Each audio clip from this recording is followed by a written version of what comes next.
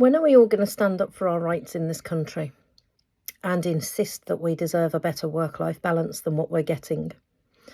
I'm watching my children do their GCSE exams and they're going through huge pressure that never existed when I was doing my GCSE exams. I've spoken to my colleagues in different European countries, even Germany. They're quite strict on and proud of their education, understandably, in Germany.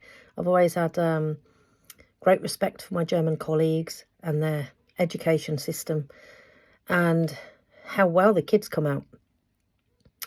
Same with France.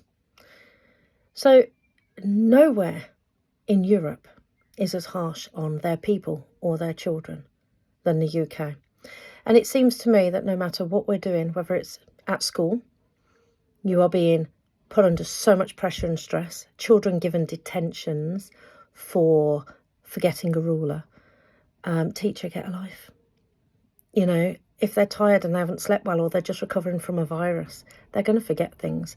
Parents are busy working, not always going to remind them. I can't keep reminding my kids of everything. And then I do 3 times in a row. Don't forget your ruler, don't forget your ruler, don't forget your ruler. And then I have to run the ruler up to school for their exam because they've forgotten it. It happens. I mean, even at work. It's like, oh God, I forgot that. I didn't bring that in. And we're grown-ups. So I think we expect too much for our children. We fine parents for taking their kids out of school, for going on holiday, and yet they can have inset days galore, without appreciating that it's unaffordable for parents to take them in school holidays if that's the only choice they can get, because it's triple the cost. And it's a wonderful education. I remember taking my twins to Greece, and they were so shy and nervous. And after 2 or 3 days, they were on the disco, socialising with international children who couldn't speak their language and figuring out ways to overcome that communication barrier. And they did. It was highly, highly educational. And one of the reasons I'm so successful in my career is because I work with international people from all over the world, and you overcome communication barriers. So holidays are crucial for that. And not everyone can do what I do. You know, being on conference calls makes a lot of people uncomfortable. But imagine being on conference calls with cultural and linguistical challenges. I can't even talk English. I can't. I'm tired. I'm doing a lot of long hours this week and I'm just squeezing this in. So, you know, this is all serious education for people. And then you've got the NHS squeezing you. I can't get an appointment for the love of God. You know, if you have a heart condition or type 1 diabetes or Cushing's disease or anemia and you're really not feeling good, it's not an emergency. So even a heart attack nowadays isn't an emergency. I've got friends who are paramedics and they're like, we just can't attend some of the heart attacks because we've got too many calls, not enough fans, not enough people. So the NHS is letting people down. Schools are letting children down, putting them under too much pressure. What my kids are going through this week, and next week's even worse. You know, you exam board people need to shake yourselves up. Just stop it. This is not, they don't do this anywhere else. I was speaking to my German colleague. They would never do that to their kids. And it just seems to me that our government, taxes, companies, business, children at school, NHS system for lack of appointments, not taking you seriously when you do go and talk to somebody. You know, loads of people I know are complaining about it. And you step out of the UK, nowhere else is like that. Not one other country. So when are we going to stand up for ourselves? I'm standing up for myself. I'm refusing to pay the extra money.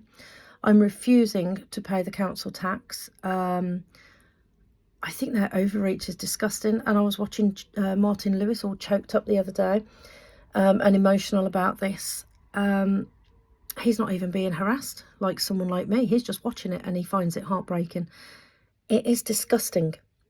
I still am shocked that some young, naive, stupid little girl who has changed jobs on LinkedIn so much over the last few years, so clearly incompetent, was inspired by her team members to report me to Child Protective Services.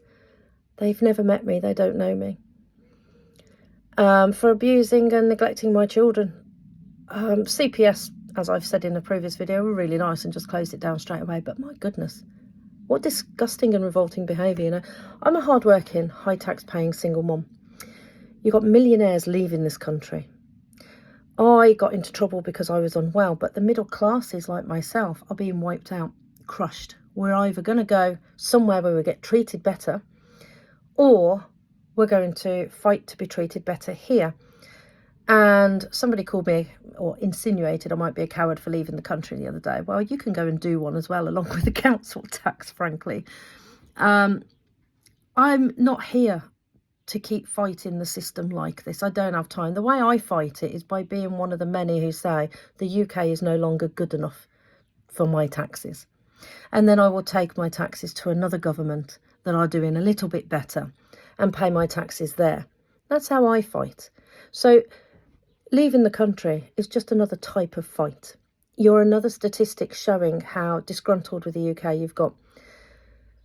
And for those of you who are doing exams, I'll say to you what I said to my children as I drove them to school today to save them a bit of time from getting the bus. And I say this, honestly, I can't tell you how serious this is. Nothing bad is going to happen here. If you flunk your exams, everything can be fixed. You can redo them. It's not the end of the world. Or perhaps you weren't meant to go to that college or that university after all. I lost my GCSEs. We had a house fire in the middle of my GCSEs and lots of my coursework was burnt. And I was downgraded on some of them and I didn't do really great on all of it anyway because of the stress of the house fire and my family splitting up and moving because of it.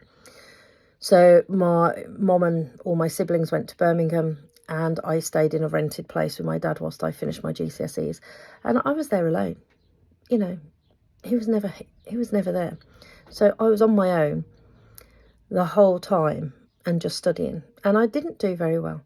But I'm a high earner now. I do really good now. And I bounced back.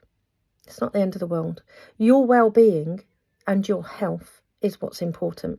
So you can't let the systems stress you out. You can't allow them to get you stressed. I did that for too long. And this is one of the things I'm saying to my kids. Nothing bad's going to happen here. If you fail, so what? We'll address it. I couldn't get into the university I wanted to get into. I had hoped to go to Cambridge, but I didn't get the GCSE and A-levels required to get into Cambridge. So I went to Staffordshire University to do computer science instead, and they'd just renovated their IT system. So it was one of the best computer science departments in the UK at the time. And my IT computer science degree has served me incredibly well throughout my life. And I didn't even finish it, you know, but just doing it was brilliant. And it gave me so much knowledge and experience. And I'm really great at what I do. I'm really grateful for that. And it served me incredibly well. So there's lots of people who are successful and didn't do well at their GCSEs. And there are lots of people who did really well at all their exams and not very successful. So there's a combination of things that make your life what you need it to be. And whatever you're doing with your exams now, you make sure you put your self-care first, use your essential oils. And my tip of the day is if you have 100 mils of a carrier oil, because you can't put essential oils directly on your skin, 100 mils of a carrier oil. And my favourite, and if you want to put any comments in on anything specific for yourself or questions, I'm happy to answer. My favourite would be you have 10 drops overall in that 100 mils of the following. Roman chamomile, probably about 4 drops. Clary sage, very grounding. So the chamomile's relaxing, clary sage is grounding, probably 3 drops of clary sage. And then 3 drops of lemon.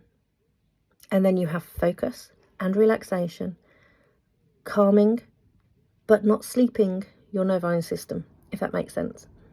The lemon will keep you uplifted and a little bit focused, but the clary sage will ground you and the Roman chamomile will relax you.